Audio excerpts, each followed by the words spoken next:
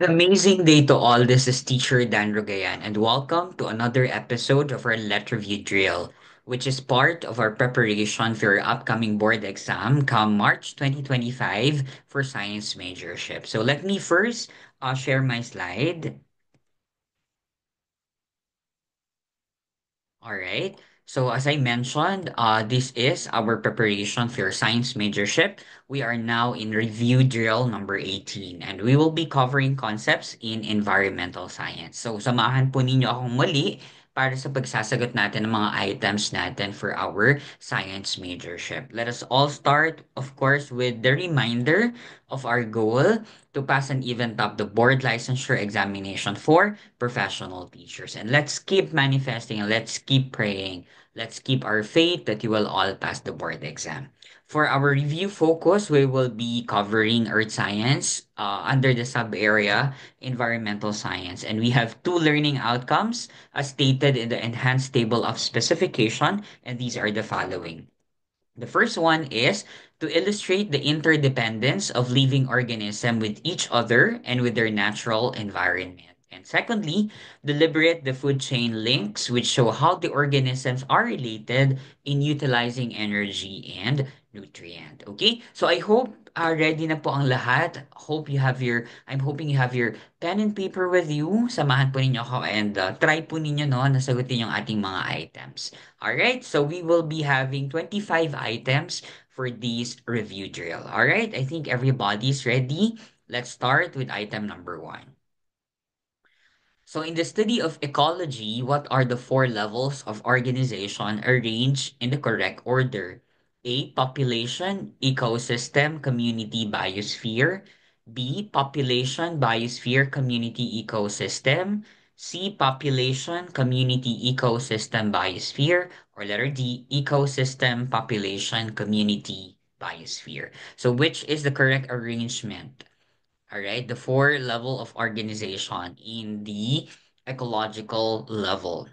All right, so if we're going to arrange them no from the from its correct order from the lower to the higher level, we will of course have P7, right? PCEB, right? Population, community, ecosystem, and biosphere. Remember that the population is a group of organisms, while community is a group of organisms, of population, while ecosystem is group of communities, and biosphere consists, no, the different ecosystem. And this is the ecosphere or the life zone of the planet Earth. Okay, so PSEB, population, community, ecosystem, and biosphere. All right, so you can see here, no, the atom is the basic unit of matter, and group of atoms are molecules. These molecules are components of the organelles, which of course structures in the cell. Cell is the basic unit of life, right? And group of cell is tissue. Group of tissue is organ. Remember that the organ comprise no the different organ system, okay, which of course comprising the organism. So after organ, we have the organ system, which of course makes up the entire organism. And group of organism is population, and group of population is community or the biocenosis. No, so the biocenosis or the communities are actually components of our ecosystem, and ecosystem are part of our bioma or the biome, which comprises our biosphere. Remember that the biosphere is the life sphere of the earth, no, and we also have other spheres, no, of the planet. We have the sphere of the land, we have the geosphere, sphere of water, the hydrosphere, sphere of the air, the atmosphere, and of course, our frozen part of the world or frozen part of the planet Earth, the cryosphere. Okay? So next item, item number two, the factors that significantly contribute to an increase in human population are blank. A, emigration and natality. B, immigration and birth. C, immigration and mortality. Or letter D, emigration and death. Alright? So we're looking at increasing the human population. Remember that there are mechanisms no which increase the human population or the organisms in a particular environment. So in this case, of course, when we talk about increasing, of course, that's what? Natality and what?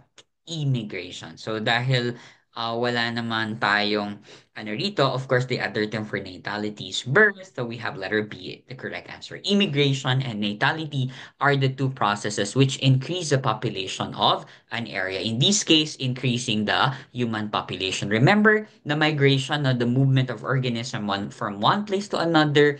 And we have two types of migration, no? The immigration and the emigration. So the immigration going inside, I there inside immigration inside an area. For example, I'll be, for example, immigrating no, to an area. Now, for example, I'm from Zambales and I will be immigrating to Bicol, for example. No? So the Bicol or for example, particular province in Bicol, for example, Albay. So I'm from Zambales. I'm going to immigrate in Albay. The population of Albay will increase because I went inside that area, inside Albay. So Albay will have an increase of population. And of course, we all know that birth rate isn't a process which can increase the population and birth rate is otherwise known as natality rate. That's why happy natal day, happy birthday. While emigration is another type of migration which actually decreases no, a population in an area.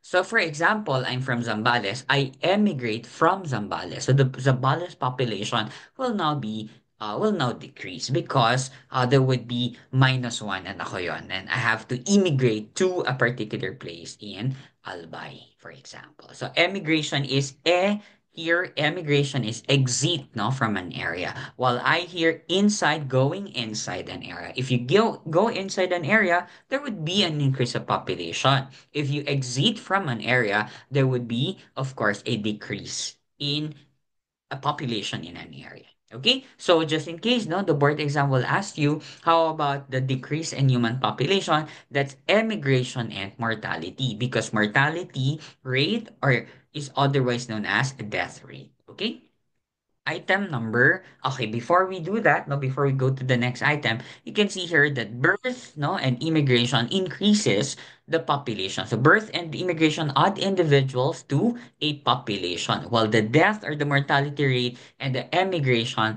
okay, remove individuals from a population. All right. So these are natality and mortality, immigration and emigration. Okay. Item number three, endangered species or organisms threatened due to blank. A, habitat destruction. B, mutation. C, domestication. D, industrialization. Right? So which of the following is the most or is the best answer? Which threaten no, the population no, of endangered species? Right? So what is your answer here? Of course, this is yes. No? So this is actually letter A, habitat destruction. This is a primary mechanism which threatens the endangered species. Nasisira ang habitat ng ating mga species, no? Which can be due to several factors. It could be deforestation, it could be um illegal poaching, it could be excessive hunting, no? So later, of course, would distract or destroy their habitat. Okay? So another question, item number 4, when can organisms be considered to belong in the same species? A, can survive in the same environment. B, have the same appearance. C, can feed on the same kind of food. Or letter D, can breed in the natural setting. Okay, so what is your answer here, future top-notchers? All right. Of course, the answer here is when we talk about species belonging to the same species, they are able to breed no, in the natural setting. No? They have the ability to interbreed and produce a viable offspring. All right. So a species is a group of organisms capable of interbreeding and producing fertile or viable offspring. So we are always emphasizing the word viable or fertile offspring because there are other species, no, two different species which are able to produce an offspring, but these offspring are not viable and not fertile, no. Say for example, our horse and donkey, right? So you will produce a mule, and a mule is not fertile and viable. So they are not because they are not because the parents are not of the same species. And remember our biological taxonomy, no, the taxonomical levels. We have eight levels in the biological taxonomy. Domain being the highest, and species being the lowest. So domain is the highest, species is the lowest. Just in case in your majorship, no, sa board exam po ninyo, wala kayong makitang domain, of course, you will choose kingdom as the highest. But again, in the in the taxonomical hierarchy, we have domain as the highest. We have three domains of life, right? The domain bacteria, domain archaea, and domain eukarya. And species is the lowest. Domain, kingdom, phylum, class, order, family, genus, and species. Don King Philip came to order fresh green spinach. Or dream kong pumasa because our family gusto sahad. No? So if you can use these mnemonics so that you'll be able to remember them easier. Okay, item number 5. In the biotic community, all the members are linked together. An organism either eats or is eaten, thus giving to a relationship called blank. A, food chain. B, food interaction. C, food link. Or letter D, food pyramid. Right? So all the members are linked together. An organism either eats or is eaten, thus giving the relationship called, yes, of course, that is food chain. Okay, so letter A is the correct answer. And food chain starts, of course, with a producer or with a autotroph. Now, autotroph are those organisms which can manufacture their own food. For example, in this case, we have the grass, which is eaten by the grasshopper. Then grasshopper is now called the primary consumer. So all of them here, these grasshopper, these rat, this snake, and these eagle here are actually what? They are actually consumers or they are heterotrophs. And remember that decomposition can happen no, every trophic level. And so decomposers are not really, okay, illustrated at the end of the last consumer because decomposition can really happen no, in between. So it's not correct, no, it's incorrect to write decomposer at the end of our food chain because again,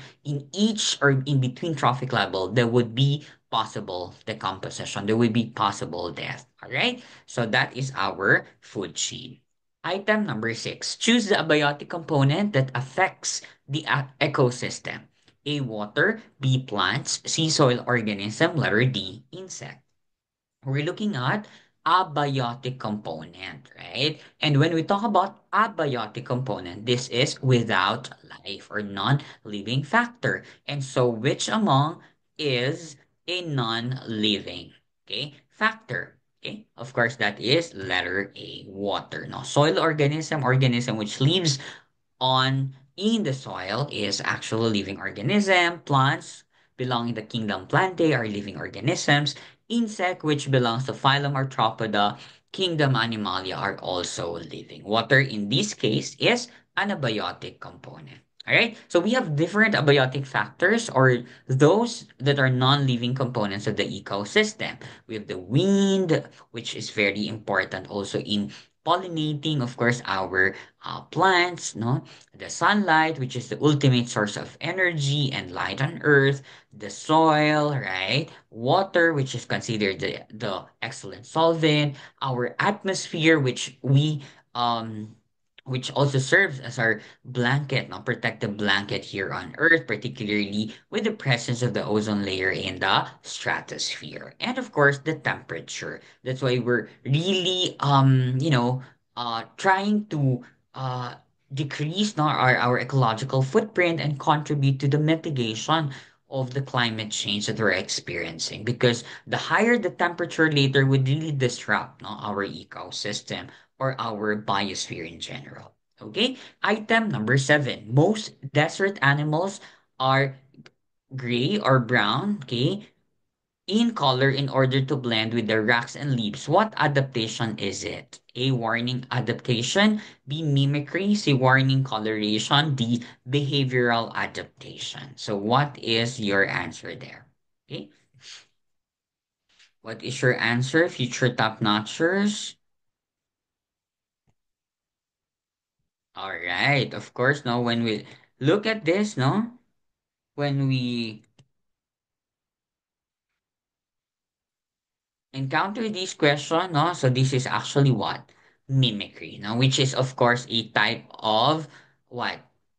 Mimicry, no, which involves camouflaging also, no? Camouflaging, which is a type of mimicry. So letter B is the correct answer. So mimicry is the answer there. Okay? So there. So ito na, ano to, na naligaw, no? Just in case, no, ma-encounter natin, no, the estuary, no? Just in case we encounter estuary, the area where a river meets the sea, which mixes fresh water and salt water. So, estuary is actually called sabangan in Filipino or in Tagalog. Ito yung pagmi-meet, no, ng tubig tabang at tubig alat. So, ang type ng water doon is partly salty, no? So, partly salty siya. Hindi siya ganun ka-salty unlike the saline water. So, tinatawag na ang tubig between in the estuary is brackish water. Okay? Seashore, no, is a land along the edge of sea or ocean. So, kaya we can actually walk, no, along the seashore, while the reef are underwater structures made of corals or rocks. So, these are naman the reefs. Now, remember, we have a lot of reefs in the Philippines. And while intertidal zone is a coastal area between high and the low tide. Okay? So, yan. Ayan, so how estuaries are formed, just in case, no? So this is the fresh water in the river. Then we have here the estuary, the fresh plus salt. Okay, water, we call it the brackish water. Then you have here the sandbar, and here are the ocean waves, which of course have a saline water. Okay? Item number 8. The decomposed organic matter from dead plants and animals are returned to the soil by the action of blank. A. Decomposers. B. Autotrophs. C. Producers. D. Heterotrophs. Okay. So what is your answer here, future top notchers? Of course, the decomposed organic matter, okay, are returned to the soil by the action of none other than the decomposers. Okay, again, decomposers. Letter A is the correct answer. And when we talk about decomposer, they feed on the remains of other animals. No, they play an important role in the ecosystem. By digesting dead matter, they put nutrients back into the soil, making them available to the autotrophs or producers. Item number 9. Identify the biotic community in a typical ecosystem. A. Pebbles on the shore. B. Mountain wind. C. Fishes in the pond. Or letter D. Clouds above. So, in the earlier question, we looked into the abiotic factor. Now we're looking at into the biotic community. And which among the following is a biotic community? Of course, that is fishes in the pond or fish in the pond, school of fish in the pond, right? So that is letter C. And here you can see the different, no, thermal layers of ponds. We have the top layer, we call it the epilimnion, which is well oxygenated, warm water, and limited fish habitat. And at the middle layer, we have the thermocline. No? So there is a thermocline, and the bottom layer we call the hypolimnion, low to no oxygen. That's why it has anoxic conditions, or there is an absence of oxygen. Cool water, toxic gases build up, and high nutrient levels. And you can see here decomposing MAC layer. So these are the thermal layers of the ponds. Okay. Item number 10. The process leads to loss of the fragile soil layer and disrupts watershed is called blank. A. Desertification. B. Weathering. C. Conservation tillage. Or letter D. Deforestation. Okay. So which is the loss of the fragile soil layer and disrupts watershed? We call it the right. It's deforestation or removal of trees from an area. So letter D is the correct answer. And when we talk about deforestation, all right, it exposes soil to erosion, which led to watershed disruption and the loss of the fragile soil layer. While desertification is a land degradation in arid areas due to climate and anthropogenic activities. While weathering is a breakdown of boulders or rocks into soil, but not really removal of trees. Okay. While conservation tillage is a farming practice that helps prevent soil erosion rather than causing it. Okay. So in this case, our correct answer is deforestation. Okay. So the biggest contributors to tropical deforestation as shown in this infographics is can see, no, from 2005 to 2017, the share of tropical deforestation associated with international trade attributable to selected countries or areas, you can see that the number one here is China at 24%. This is based on data and findings from satellite imagery and trade flow analysis from the Worldwide Fund, no? The WWF. Okay, so yeah, and so you can see that European Union at 16%, then India at 9, USA at 7, and Japan at 5%. Okay. Item number 11. A type of symbiosis when one species benefits while the other is neither harmed nor benefited is called blank. A. Mutualism, B. Commensalism, C. Parasitism, D. Saprovism. Okay, so what is the correct answer? Okay, so what's your answer there? Future top notcher. This one is very basic. Okay, all right. And the answer, of course, is what? Siyempre, that's commensalism. Letter B is the correct answer. So it's actually commensalism. All right? Yeah. So letter B is the correct answer. And when we talk about commensalism, is positive zero. A symbiotic relationship where one species benefits, we call it the commensal, while the other is neither helped nor harmed. Okay? While the mutualism, they have the species the both benefit species benefit in this type of symbiosis, so both the mutualists benefited. Parasitism, one species benefits, that's the parasite, while the other is harmed, that is the host. While saprobism, organisms like fungi and bacteria that feed on dead or decaying matters. It's a relationship where the fungi and bacteria feed on dead or necrotic matter. Okay. All right, item number 12. The regions occur where rainfall is greater than 20 centimeters, but is generally insufficient to support trees are blank. A. Taiga, B. Tundra, C. Prairies, D. Grasslands. So what is your answer?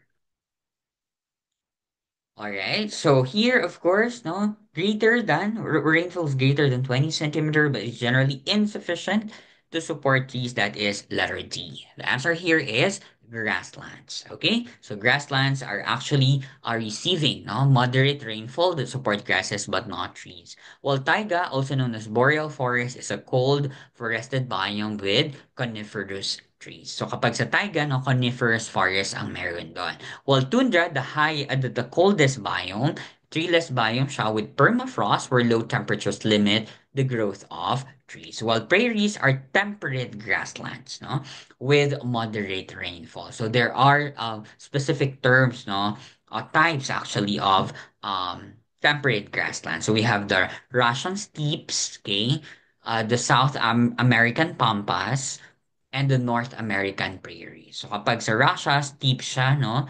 The South American pampas, pag North American prairies. Ito yung mga specific term natin, no? These are all types of temperate grasslands. Okay? So item number 13, an organism that obtains both inorganic and organic raw materials from the environment to survive. A. Autotroph, B. Heterotroph, C. Plants, letter D. Producer. Alright, so these organisms which acquire inorganic and organic raw materials from the environment in order to survive are actually the correct. These are heterotrophs. Now they are unable not to produce their own food. Okay, so that is the correct answer. Okay, all right. Okay, next. Next item, item number 14. An organism that lives physically on or inside the body of the host. A. Commensal. B. Mutualist. C. Parasite. D. Predator. Okay? How do you call an organism which lives physically on or inside the body of the host? This is, of course, the parasite. That's correct. Letter C is the correct answer. So physically on, pag nasa labas siya, external, we call them ectoparasite. Ectoparasite if the parasite lives no externally. While if it's inside the body of the host, we call it endoparasite. No? Endoparasite. Ecto and endoparasite. Item number 15, the main difference between a tropical rainforest and the savanna is the difference in blank.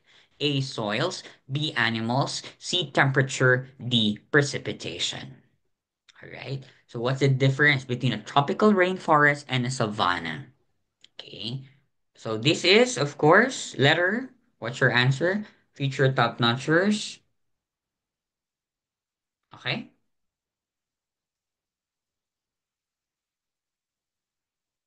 All right. Of course, this is what? Precipitation. So letter D is the correct answer. Okay. So it's a precipitation. Okay. So when we talk about tropical rainforest, this is the hottest, no, biome, including the Philippines. While savanna is a like in a boundary, between a tropical rainforest and a grassland, where savanna has grass areas with very, very few trees. Okay? So there. Item number 16. The biosphere can be divided into large biogeographical units called blank. A, communities, B, populations, C, ecosystems, D, biomes. Okay? So what do you call these biogeographical units? All right? So these biogeographical units are called the biomes, right? And when we talk about biomes, there are large biogeographical units characterized by specific climate, vegetation, and animal life. And this is a major type of terrestrial ecosystem. Okay, so that's why biomes are only land-based ecosystem. We don't have marine biome. We could call them the aquatic ecosystem already. Okay? All right, item number 17. On the Arctic tundra, only the topmost layer of Earth thaws. The blank beneath this layer is always frozen. A, permafrost. B, subsoil. C, vegetation. D, aquifer. Right? So what is the correct answer? So what only the topmost layer of the earth thaws. This particular part beneath this layer is always frozen, and that is what we call the permafrost. Okay, so letter A is the correct answer. Okay, so when we talk about permafrost, the permanently frozen layer of soil beneath the surface in the Arctic tundras, while subsoil is a layer of soil beneath the topsoil. Vegetation consists of plants which grow only in the thawed surface layer, while the aquifer is an underground layer of water-bearing rock or sediment and not a frozen soil layer. Okay, so this is permafrost. Item number 18. Organisms at hydrothermal vents are dependent on food chains that ultimately draw their energy from blank. A, fish. B, the rain of debris or detritus. C, bacteria that utilize chemical energy from oxidizing hydrogen sulfide. Or letter D, photosynthesis. Okay, so what is your answer here, future top-notchers?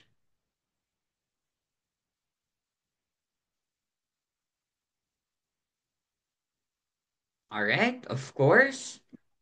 This is letter C, bacteria that utilize chemical energy from oxidizing hydrogen sulfide. So letter C is the correct answer. Okay. And when we talk about hydrothermal vent ecosystems, they rely on what we call the chemosynthesis, where bacteria convert hydrogen sulfide into energy, forming the base of the food chain. Okay. All right. Next item, item number 19. The treeless biome includes blank. A, tundra. B, desert. C, grasslands. D, all of the above. Okay. Which of the following is a treeless biome? What's your answer here? Future science LPTs, science majors. Of course, this is all of the above. Tundra, okay, desert and grasslands are all treeless biomes. Okay, 20. The taiga is a blank forest. A, rain. B, tundra. C, coniferous. D, temperate deciduous. We mentioned this earlier, no? When we talk about taiga, this actually comprises what kind of forest?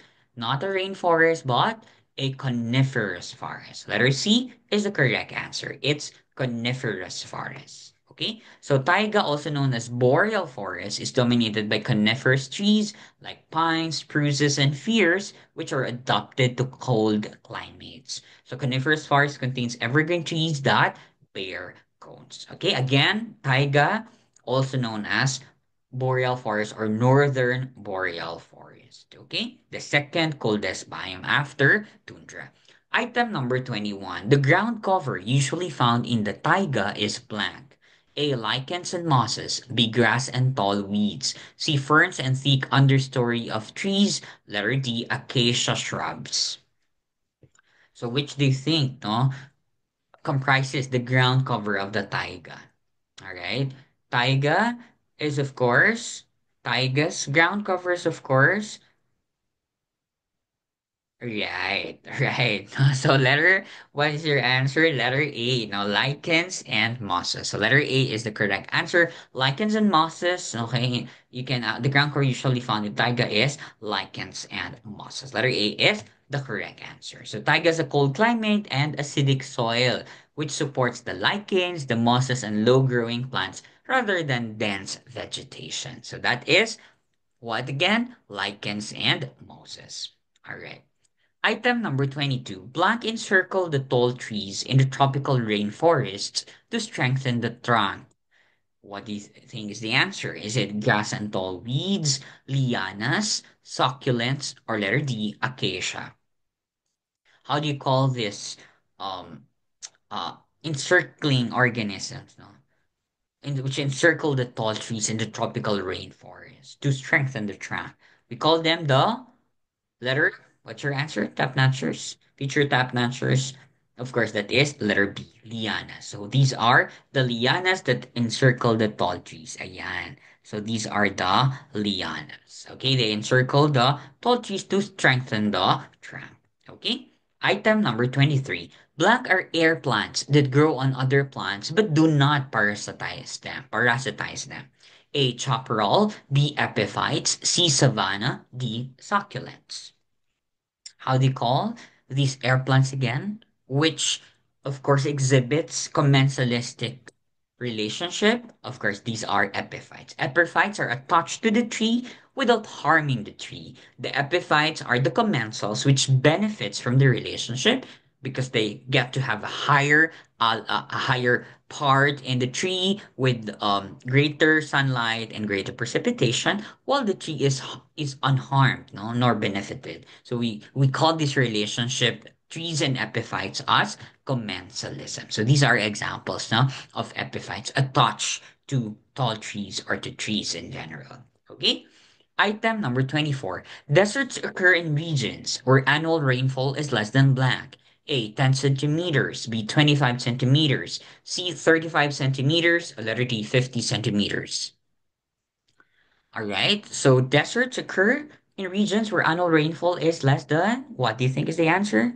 That's correct. It's less than 25 centimeter. Letter B is the correct answer. Okay. And what's the largest desert in the world? The largest desert in the world is the Antarctica. The Antarctica is the largest hot desert. And you can see here the world's biggest desert areas. To mention, we have the Sahara Libyan Desert, the Sahara Desert, the largest hot desert. Here you can find that, right? In Asia, we have the Gobi Desert, okay, as the largest. And we have several deserts in other parts of the world, okay? Item number 25, the last item, the zooplankton or blank. A. Plants that float and carry out photosynthesis. B. Plants that feed on phytoplankton. C. Animals that feed on phytoplankton. Or letter D. Preserved marine specimens that scientists study. So what do you think is the correct answer? Which is the best description of a zooplankton? Okay, so what's the answer? Zooplanktons are actually what? Animals that feed on phytoplankton. Phytoplankton being the autotrophs in the marine ecosystem. And we have a lot, different, types of zooplankton. We have the picozooplankton, which is less than 2 micrometers, like the bacteriocized protist. We also have the nanozooplankton, 2 to 20 micrometers, which includes small flagellates like dinoflagellate, which is also a protist.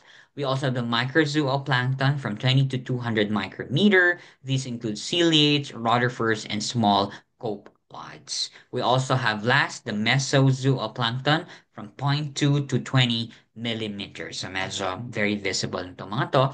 Larger copepods, krills, and larval fish. So these are actually four types of zooplankton based on the size ranges. Okay, so that ends our 25 item drill for environmental science under the area Earth Science. So again, future top notchers, future science LPTs, my dear science majors, laban, papasa tayo. No? Patuloy tayo na maghanda. We have very few days to go before your March 2023, 2025 board licensure examination for professional teachers. So go over the salient concepts, no, as reflected in our enhanced table of specifications. So keep fighting, keep manifesting, keep claiming that we will all pass the board exam. And then till our next video, by the way, I'm also invite you to rewatch or watch our previous videos. We also have hour-long discussions in our YouTube channel. Uh you can find it very useful as you prepare for the review as you actually prepare for the board and review some of the salient concepts. Okay? So there you go. Maraming salamat po until our next video.